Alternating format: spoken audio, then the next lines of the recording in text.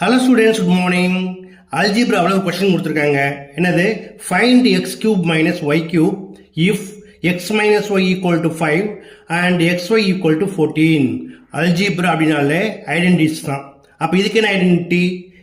We know that x cube minus y cube equal to இப்போ என்ன செய்யணும்னா இதுக்கு ரிலேட்டடாக நம்ம ஐடென்டிட்டி எழுதணும். ஓகேயா?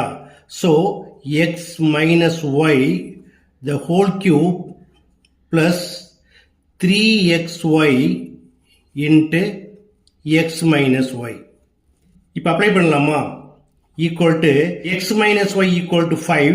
So 5 cube plus 3 into xy is equal to 14 into x minus y it is equal to 5. Equal to 5 cube equal to 5 into 5 into 5 it is 125 plus 3 into 14 42 into 5 210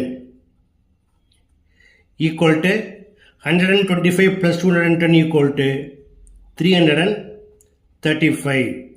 Therefore x cube minus y cube equal to 335. That's all.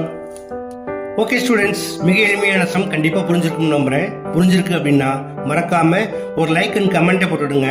அது மட்டும் இல்லை, மறக்காமல் என்னுடைய சேனலில் share பண்ணி subscribe பண்ணிக்கோங்க. Okay, thanks for வாட்சிங்.